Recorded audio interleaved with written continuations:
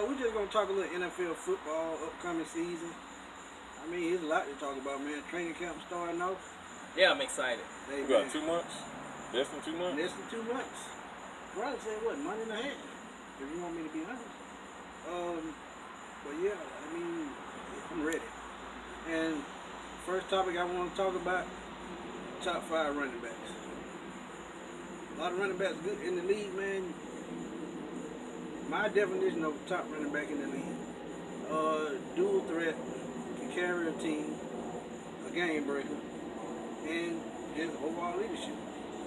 But I'm gonna start off at number 1. Yes, he's not at camp. Yes, he's getting screwed over by the Pittsburgh Steelers. But I'm gonna go Le'Veon Bell. It don't get no better. I think we all in agreement. I think that's a mutual agreement. Good guy. And man, look, He's a football player. He's not a running back, my point exactly. and they should pay him like a football player. Oh, you know what? Now that's actually a good thing. That we need to jump on that too. No Something argument. else that we need to talk Hey, about. no argument here. Can run, can catch, line up in the slot. Yeah. Anytime he touches the ball, he could be headed to the end zone. Yeah. I think he's the most important non-quarterback offensive player in the NFL. Right. Yeah. That you know what? No faults in it. And No faults in if that. y'all seen them playoffs where he had back-to-back games over 165 yards, that's a true NFL talent. Yeah. You don't see that every day. I was gonna say From like nobody. you was touching on, he can get it done in the air and on the ground. So, Right. You know, the guy somehow, some ways delivers on the field. So Right. that being said, yeah, So we need to Pittsburgh paid him. come off the money. Yeah. That's all I'm gonna say. Number 2. Yeah, I hate the Dallas Cowboys. Yeah. And I hate the thing that goes on sometimes in the organization. Yeah. They Well, kill it happens you. They everywhere. kill you with words, kill you with power. I'm not gonna go there. But Shout out to Michael Irvin. Ezekiel Elliott.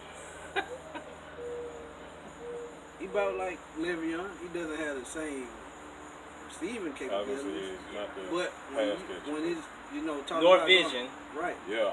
When he's talking about going straight, hit a hole. Mm-hmm. That dude hit a hole, he could be gone just like that.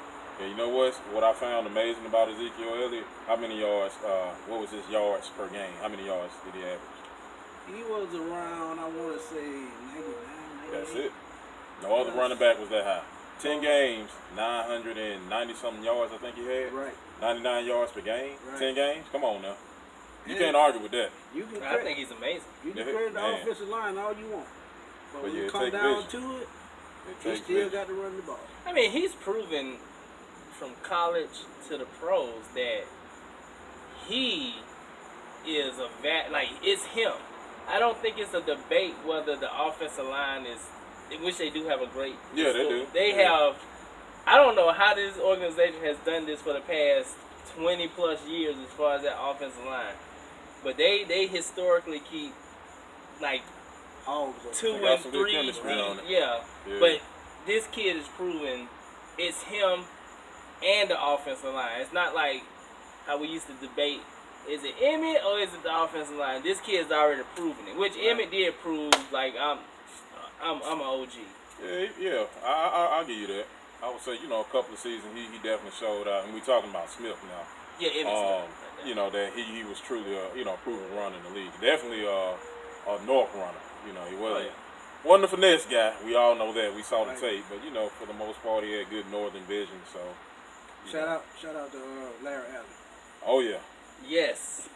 One of the strongest dudes I ever seen. And Nate Newton, all them boys. Eric Williams. Hey, Mark Two and Nate. I can go on and on. But let's go to the next one.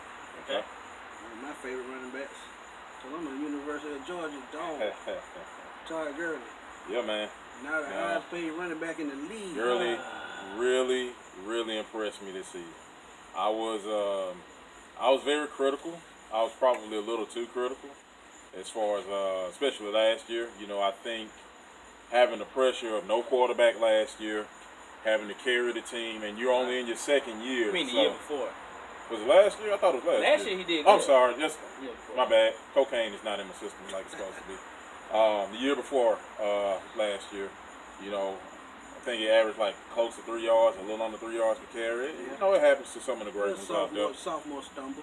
And even with that, you can kind of argue, looking at how he rebounded, you can kind of argue with that. Because another great running back, ironically, who played for the Rams but started with the coach that had that same scenario was Marshall Faulk. We saw what he did, what happened to him in 97 and what he did in 98 and so on with getting a good quarterback. Although, you know, Manning wasn't that good his rookie season, you know, he transitioned into probably one of the greatest quarterbacks out there. But that's another story. I think Todd Gurley has done an excellent job. I think what really impressed me about Gurley this season was his pass catching skills. I think he caught 80+ passes this year, didn't he? Didn't he catch about 80 balls this season? About 75, 80. I think he caught 80. But either way it go, you know, just to see him, you know, catch pass. Now, of course, he's not running routes like Le'Veon or like some of the other great pass receiving backs we've seen out there. But for him to be, you know, that second and sometimes, you know, well, third option, but sometimes able to move into that second option, I think he did an outstanding job last year. I'm kind of excited to see what him and Golf and the rest of the guys can put together, you know, for this upcoming season. Of course, you know, we're rooting for the Falcons, but, you know, right there. I still like to see what the other teams do. In the growth of Jared Goff from year 1 to year 2. Not only with Jeff Fisher, as you would say, was a horrible coach, but dinosaur. Todd Gurley was a big part of the growth of Jared Goff. So in year 3, just gonna see what he gonna do. I agree with what you guys are saying, but I am the type of person where I like to see somebody do it back to back. I got you. I got you. And that's he what had this a season really brings. good rookie year, and just all honesty, he was trash his second year. Yeah, and again, I was heavy on that too, but I kind of, after seeing how he rebounded and the fact that he had a quarterback this year versus last year, I'm like you. I am critical about that, and I do want to see what happens this season. But I think that whole scenario, what we saw, I think he's gonna pull a Marshall Faulk. I hope so, because I want to cheer for him. I mean, yeah. Obviously, you know, I want him to win as many games as possible, except against the Falcons. But Obviously. I just like to see people do it 2 to 3 years in a row. You know, like, that's my thing with Vic Beasley. I hear you. Well, you're gonna be mad about this one. Even though he missed last year with a wrist injury. But he did it a few years in a row. But David Johnson is still one of the top 5 running backs in the league. Oh, I agree. No one's going to argue with you on that one. I more inclined wanted to put him in front of Todd Gurley. Now, this is what you can say. David Johnson is the NFC's version of Le'Veon Bell. Yes, he is. That's a fair thing to say. And I think he brings a lot to this team. Maybe you can even argue and say he may be even the second option in the passing game right now. You can make an argument for that. Yeah, he's I gonna mean, now we don't know how long Twizzle the leg gonna last, but whenever Sam Rosen gets up under 7, he's gonna be the key of how he grows. Just like I said, with how old is David Johnson? He's about 25, 26. He looked 30. Well, you know, Jesus. You know that fast and that strong life, man, that iron, it do it to put a little age on you. That I love about, you know, his transition with coming from wide receiver to running back in the NFL, that's very hard to do. Yeah.